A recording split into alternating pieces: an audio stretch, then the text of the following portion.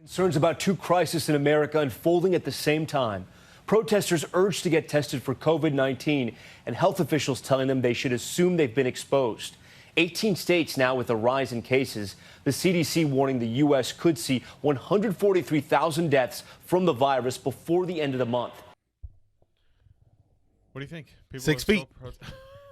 Stay apart. Stay apart. Move.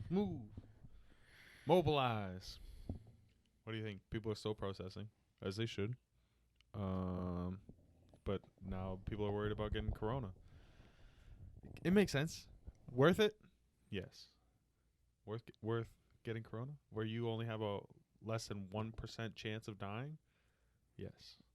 Nah, it's not less than 1. It's less than 1. Or it's less than 2. It's definitely less than 2. Nah, it's got to be more than that because of pre-existing conditions. Well, if you have yeah, that's different.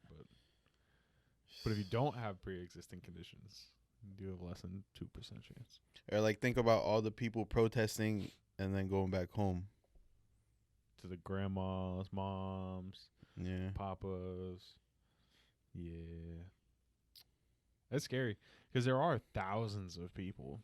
And as soon as the protests, I guess probably people really started forgetting when the riots started happening because the media is pushing that so much, that narrative, where you would forget coronavirus is going on. I was out this weekend, and it was like, it was weird. When I first went out, I was like, everything's open again. There's nothing's changed. It just seems super normal. Except for places closing a little earlier, I guess. You gotta wait in line. Everywhere's like capacity. Yeah, that was weird too. Half capacities on certain places. Yeah. But it was still weird. I just felt like I felt like everyone was super easy about it. Like nobody really cared. There was no like personal space. I still wanted to kind of keep away from some people. There's people I don't know. And people were all up on me and everything. It was weird. Not like that. I don't know. Do you think it's worth it protesting though? I think it is. To protest for a purpose. Yeah. Take the risk. Closing down the streets and I love what they did with the street Black Lives Matter street Plaza. I love that. And then the Black Lives Matter you won't call it a mural, right? But on the street painted. I guess it is like a street painting. Something. It's awesome though. I'm like, that's so cool. It's a big F*** to Donald Trump. It's like, I mean, kind of. I don't think he's against it. Yeah. He doesn't say it. That's what pisses me off so much. Is he's never said anything like during this whole ordeal, the protests, the riots, everything. He's never said Black Lives Matter. He says all lives matter, but he refuses to say Black Lives Matter. That pisses me off, man. It just drives me crazy. How he was talking about Drew Brees being right. And even Drew Brees retracted his statement. And then Trump's like, oh, he shouldn't have done that. I'm like, no, dude. He gets it. He's talked to people. I think that's the thing is Trump doesn't have anyone who's like really talking to him about this type of stuff. I would guess. I don't know. I think he's just watching out because he has people looking at him.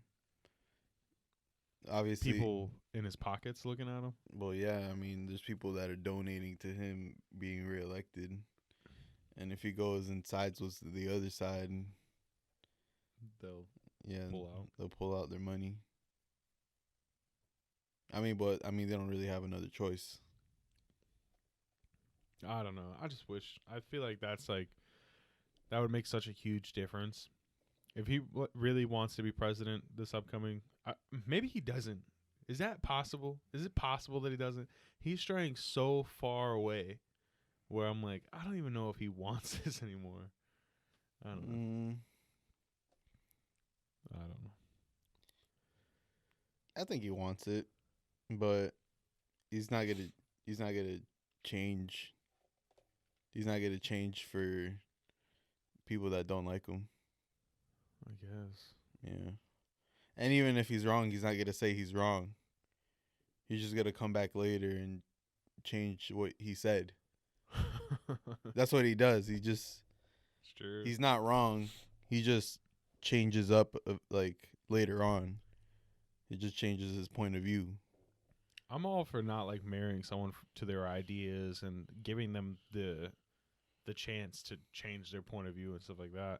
Yeah. But like when someone doubles and triples down on an idea, and then when it's like their backs to the wall, then they change their point of view, that kind of bothers me. It's like, are you only doing it because you now have to, or do you actually believe, whatever it could be?